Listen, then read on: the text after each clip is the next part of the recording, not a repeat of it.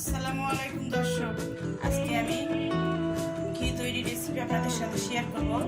অনেকে মাখন থেকেও ঘি তৈরি করে। আমি বাচ্চাদের জন্য যে দুধ গরম করি রোজ, সেটা থেকে আমি সর উঠায় ফ্রিজে রেখে সেটা জমা করছি। সেটা দিয়ে আজকে আমি ঘি বানাবো, আপনাদের সঙ্গে শেয়ার করতেছি।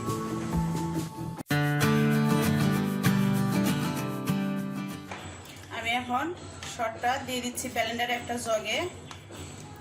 আমি স্বাভাবিক তাপমাত্রা একটা পানি দিয়ে দিলাম, দিয়ে এটা আমি এখন ব্লেন্ড করে নিব। আমি একটা সসপ্যানে সরটা নিয়ে নিচ্ছি। এখন আমি সরের তেলটা ধুয়ে আলাদা করে নিব। সরের থেকে আমি তেলটা আলাদা করে নিলাম, আর সরের যে পানি আর দুধটা ছিল সেটা আমি রেখে দিচ্ছি। এভাবে আমি আরও 2-3 বার ধুয়ে নিব।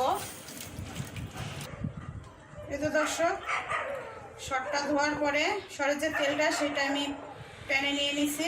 এখন আমি চুলা বসে দিয়ে দিছি। এখন চুলা অন করে আমি মিডিয়াম হিটে জাল করব। তেলটা গলতে শুরু করছে, তো তেলটা গলে গিয়েছে।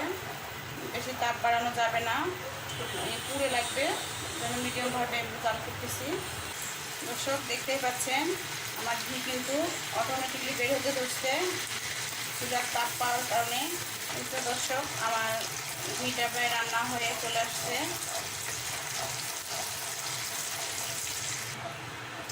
এই তো দর্শক আমার ঘি রান্না হয়ে গেছে, ঘিটা রেডি। আমি এখন চুলা বন্ধ করে দিচ্ছি, বেশি জ্বালালে আবার পুড়ে যাবে, নিচে যে পুড়ে যাচ্ছে। আমি ছোট একটা বাটি নিয়ে নিছি আর একটা দুধ ছাঁক নিয়ে নিছি। এটা দিয়ে আমি এখন ঘিটা ছেঁকে নিব। এই তো আমার ঘি রেডি। এখন এটা আমি আলাদা করে রেখে দিচ্ছি। আর এই যে আমি সরটা বাটার পরে যে পানিটা রাখছি, ধোয়া পানিটা, সেটা আমি একটা প্যানে দিয়ে দিচ্ছি।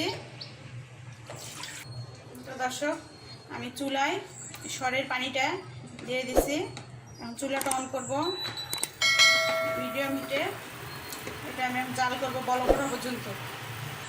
আমি এখন ভিনেগার 2 চামচ পানি দিয়ে দিচ্ছি।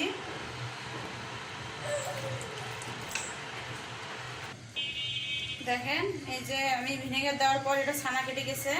আমি এখন এটা ছেঁকে নিচ্ছি। ছেঁকে একটু ঠান্ডা পানি দিয়ে, স্বাভাবিক পানি দিয়ে ধুয়ে নিব, ভিনেগারের নাহলে গন্ধ থাকবে।